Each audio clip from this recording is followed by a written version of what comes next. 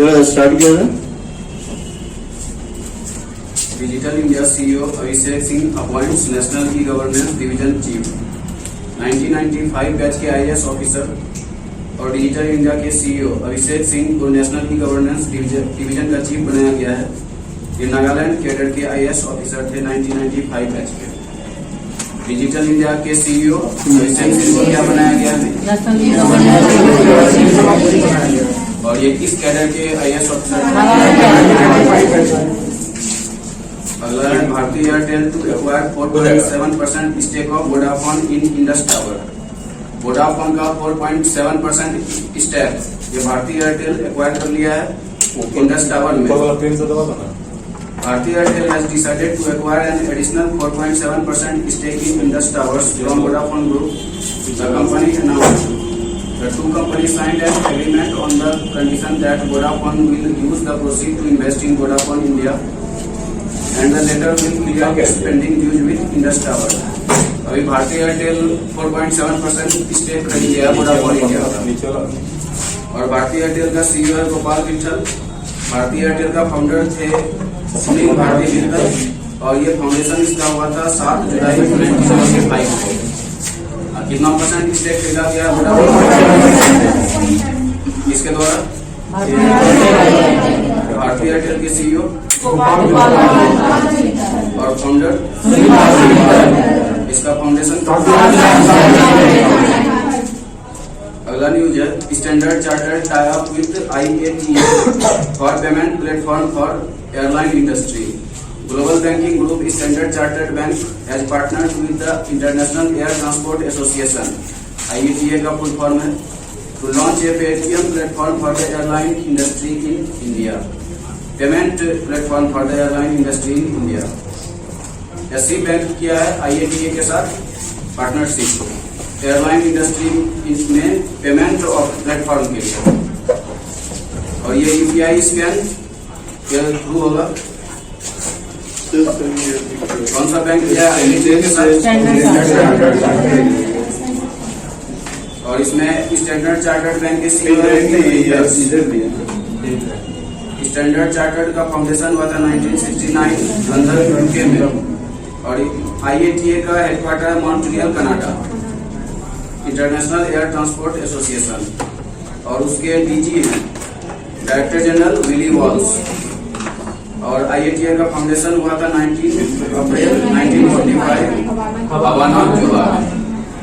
IATA के साथ कौन पेमेंट ये कौन सा बैंक पार्टनरशिप किया है? स्टैंडर्ड चार्टर्ड बैंक का सीईओ और फाउंडेशन का हुआ था। और IATA का हेडक्वार्टर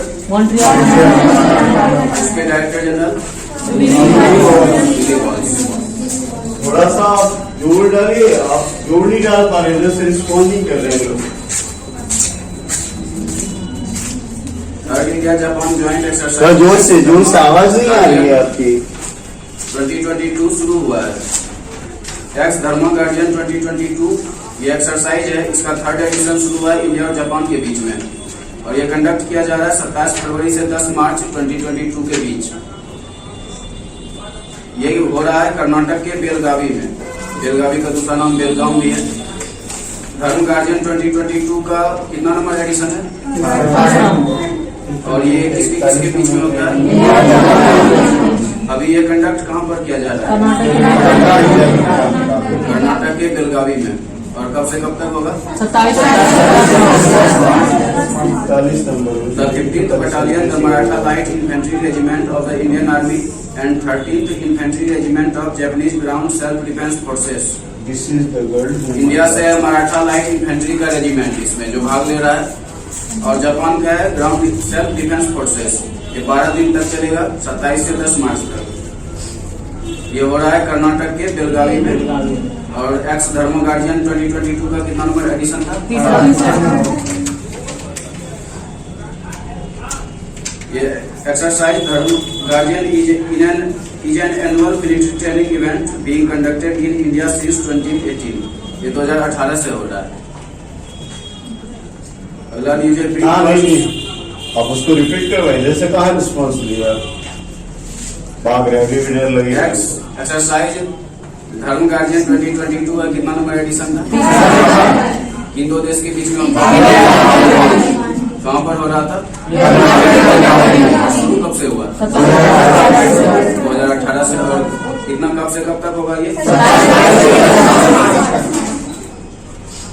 अगला न्यूज है Brick Works rating lowers India GDP to 8.3% in financial year 2022।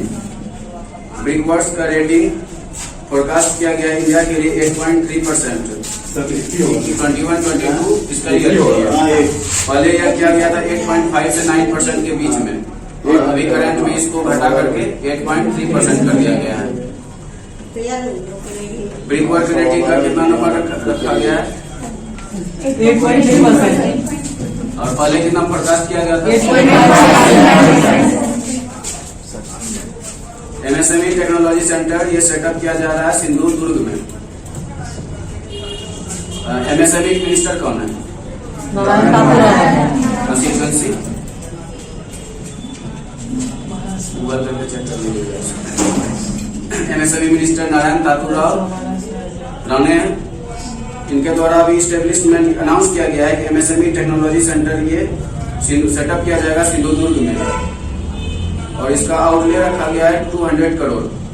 MSME का ये जो टेक्नोलॉजी सेंटर बन रहा है ये कहाँ पर सेटअप किया जा रहा है? और इसका कितना रखा गया है? 200 करोड़। और सिंधुदुर्ग कहाँ पर है? और ये अनाउंस किसके द्वारा किया गया है?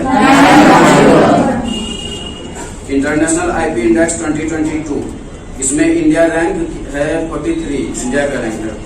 इंटरनेशनल इंटेलेक्चुअल प्रॉपर्टी इंडेक्स 2022 ये 55 देश का, इसमें टोटल 55 देश थे और इंडिया का इसमें रैंक है 43। ये इंडेक्स रिलीज किया गया है global innovation policy centre US chamber of commerce के द्वारा। International IP intellectual property index में इंडिया का कितना रैंक है? 43। और टोटल कितना कंट्री था इसमें? इसमें टॉप 5 ये कंट्री है। पहला पर है यूएस, सेकंड पे यूके, थर्ड पर जर्मनी, फोर्थ पर स्वीडन, फिफ्थ पर फ्रांस। फर्स्ट पर यूएस, सेकंड पर थर्ड पर जर्मनी, फोर्थ पर स्वीडन, फिफ्थ पर फ्रांस। ये किसके द्वारा रिलीज किया जाता है ये index? Global innovation policy centre और the US chamber of commerce.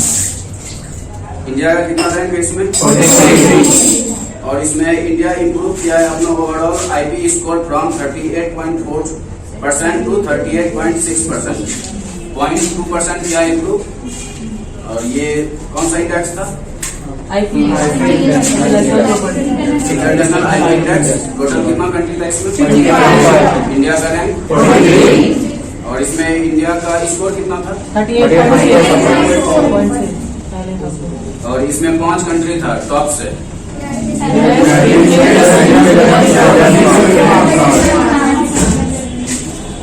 अगला न्यूज है union bank launches union MSME.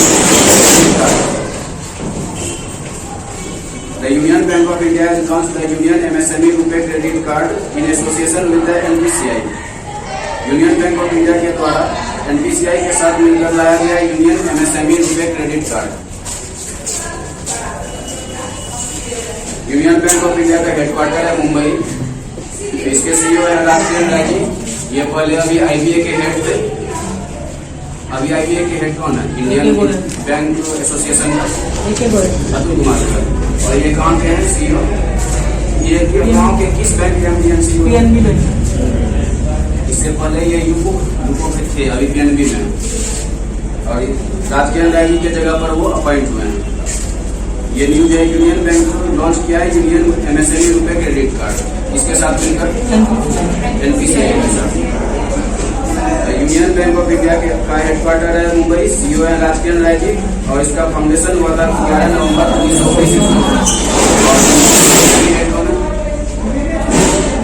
1920 में। एनपीसीआई फिर से नहीं मिला क्वेश्चन का रिस्पॉन्स, पूछे फिर से। यूनियन बैंक क्या लॉन्च किया अभी?